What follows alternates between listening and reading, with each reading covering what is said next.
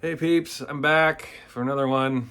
Busy this week. I just have a lot to say, I guess, but this one's going to be a little shorter. I just have a couple records I wanted to talk about tonight. I keep pulling these little uh, pieces of memorabilia, tchotchkes, out of my stacks of records. Having collected so many records over the years, I've also amassed a lot of posters and a lot of promotional items and a lot of stuff. And sometimes I just forget that I have it. And one of the cool things about collecting records, particularly back in the 90s when the internet was becoming a thing, back then you could order records online and they would always give you stuff. You'd always get promo records or stickers or postcards and posters, and it was really cool. It's not like now where you're lucky to even get your records at all in good shape. Now, back then you got all kinds of little bonuses and trinkets, and a lot of it was garbage, but some of it was pretty cool collectible stuff. And as I was going through my boxes, I discovered my old Warp box. I've been pulling all my Warp Records stuff out. I pretty much have everything they did in the 90s. And every time you ordered something from Warp online, it was called Warpmart back then. It's called Bleep now, but back then it was called Warpmart.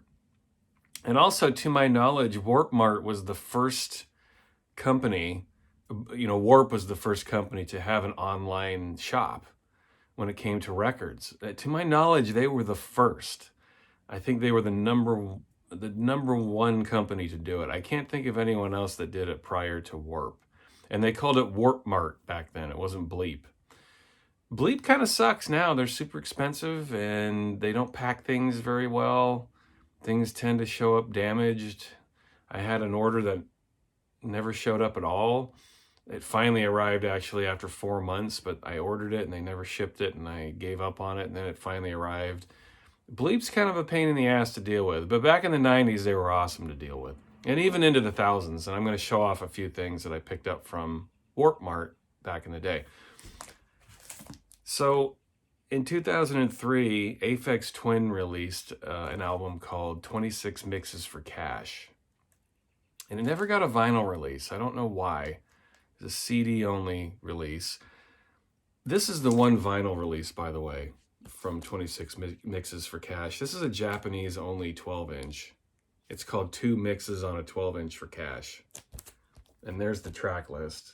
It's got a mix of Windowlicker and then a mix of a track that was on the Selected Ambient Works 2 album. And to my knowledge, this is the only vinyl release surrounding the 26 Mixes for Cash album that ever came out. Now, the remixes, they're all independently available on their respective 12 inches. It's really just a compilation. So if you do collect Aphex Twin records, the chances are you might have the majority of the remixes on there anyway, as I did. There were a few on there that I didn't have, and I did pre-order the CD. I don't know where I got this. I don't remember. Again, this is a Japanese release, and I really have no memory where I got this. It might have been a Spree or something back in the day. There's a company called a Spree. It could have been eBay, or it could have been a record show. I don't know. I don't have any memory of where I got this. There's Aphex's image right there on the B-side. But what I really wanted to talk about was this. These are Aphex Twin chocolate coins. You see his logo there, and there's his mug. They came in this little plastic wallet. And Warpmart handed these out to people who pre-ordered the CD for 26 Mixes for Cash. I didn't really want the CD. I never really collected CDs, but to me, it was worth it because of this. Still have this. This came out in 2003. I can't imagine anyone would want to eat these. There's chocolate, what's left of chocolate in these. Anyway, I thought this was a cool little collectible that people would enjoy seeing. Aphex fans might not have ever seen these or ever even known they existed. So, a very cool incentive to pre-order things. That's the kind of thing that Bleep did and Warp did all the time back then. You pre-ordered something, there's always something cool. You'd open up your package, there'd be stickers falling out of it and posters and promotional records, and they'd write little notes to you. if there was a delay with a record, they'd send you a couple of records for free with like a note, a personal note, like, hey, sorry about this. It was really cool. They don't do that anymore. It's a bummer. This is the other thing I wanted to talk about. This is Windowlicker. This is probably ground zero for a lot of Aphex Twin fans. This came out in 1999. This is the promo edition of this. The standard commercial release has a different cover, which I'll show you here in a minute.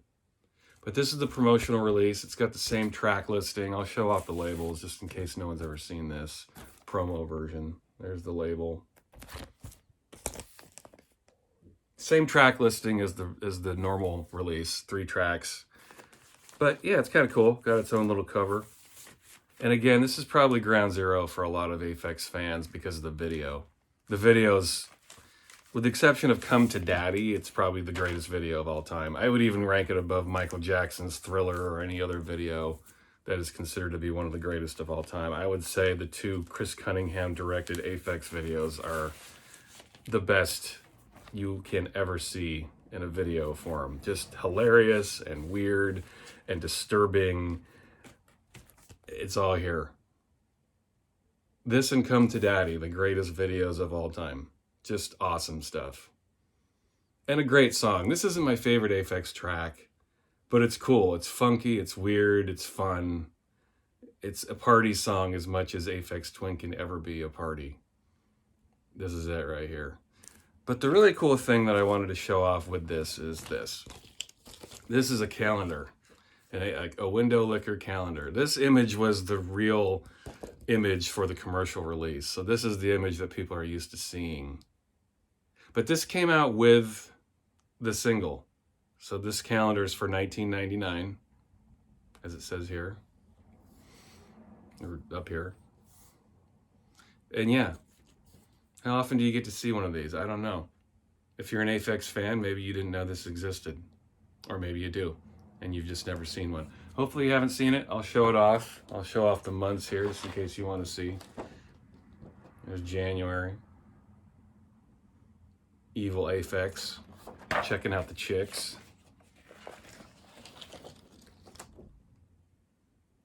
There's February. Aphex becoming the chicks. There's March. Aphex getting ready to get his dance on. Here is April. Party mode. Inside the limo. They're doing it right. There's May. The dude's in the background getting a bird's eye view. Here's June. Oh my God, how they got through this video without laughing, I don't know. It makes you wonder how long it took to film this video. I mean, it must have been a riot. These chicks must have just been like, what in the world's going on? I mean, those of you who have seen the video, these images will make sense. Or no, they won't make sense. But it doesn't matter. It's fun. Here's August. Cheerleaders.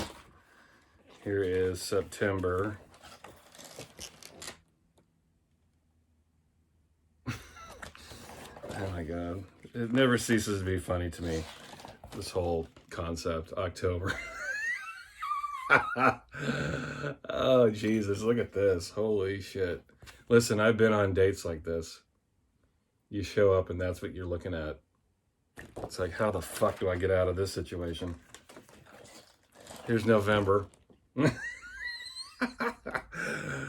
Oh my God.